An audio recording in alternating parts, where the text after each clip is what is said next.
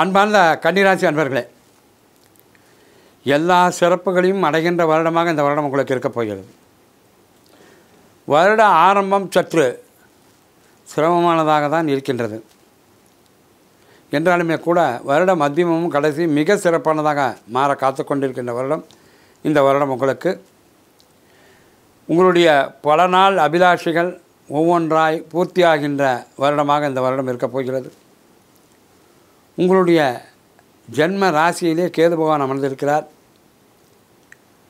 உங்களுடைய ஜென்ம ராசிக்கு பாக்கியஸ்தானத்திலே அமர்ந்திருக்கின்ற குரு பகவான் எல்லா நன்மைகளையும் வழங்கி வந்திருக்கின்ற ஒரு சூழ்நிலையிலே இப்போது மே மாதத்திற்கு பிறகு அவருடைய நிலை கர்மஸ்தானத்துக்கு மாறுகின்றது.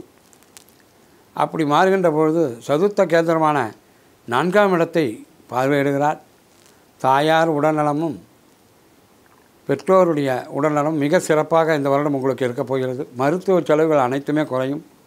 ஒரு சிலருக்கு வீடு, மனை, வாகனம் புதியதாக அமைந்து எல்லையில்லாத மகிழ்ச்சியை கொடுக்கும். குடும்பத்திலே சுபகாரிய நிகழ்வுகள் அடுத்தடுத்து நடக்கும்.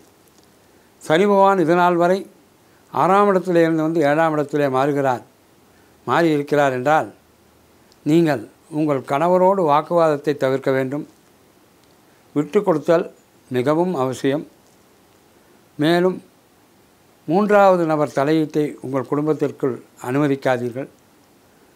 கணவன் மனைவி ஒருவருக்கொருவர் பேசி ஒருவருக்கு ஒருவர் புரிந்து கொள்ள முயற்சிக்க வேண்டும்.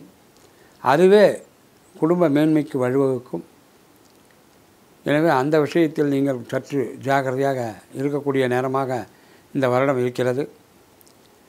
உங்களுடைய அஷ்டமஸ்தானத்திலே விரையாதிபதி போய் மறைவதால் நன்மைதான் ஏற்படுமே ஒழிய தீமை இல்லை. எனவே கவலைப்பட வேண்டியதில்லை. உங்களுடைய நவமஸ்தானத்திலே அமர்ந்திருக்கின்ற குரு பகவான் கர்மஸ்தானத்திலே மாறுகின்ற போது அந்த தொழிலே சில மாற்றங்களை கொணர்வார்.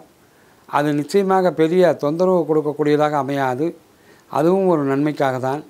என்றாலும் உத்தியோகஸ்தர்கள் கொஞ்சம் பணிச்சுமை கொஞ்சம் கூடவோ குறையவோ செய்யலாம். கீழ் பணியாளர்களிடத்தில் நல்ல புரிதலை வளர்த்து கொள்ள வேண்டும். மேலதிகாரிகள் வாக்குவாதத்தை தவிர்க்க வேண்டும். நீங்கள் விரும்பிய இடமாற்றம், பதவி உயர்வு அனைத்துமே சற்று தாமதத்திற்கு பின் நிச்சயம் கிடைத்துவிடும். பொதுவிலே இந்த வருட மத்தியிலும் கடைசியிலும் மிக சிறப்பானதாக இந்த கன்னிராசிக்கு இருக்கப் போகிறது. சுவாமியே சரணமையப்பா, சுவாமியே சரணமையப்பா, சுவாமியே சரணமையப்பா என்கின்ற சரண கோஷத்தை ஒவ்வொரு வியாழக்கிழமை தோறும் நீங்கள் ஜபித்து வாருங்கள். உங்களுக்கும் உங்கள் குடும்பத்தாருக்கும் எல்லா நலனும் பெற்றுத்தர வேண்டிய எல்லாம் அல்ல சாய்நாத பகவானை நான் பிரார்த்தனை செய்து கொள்வேன்.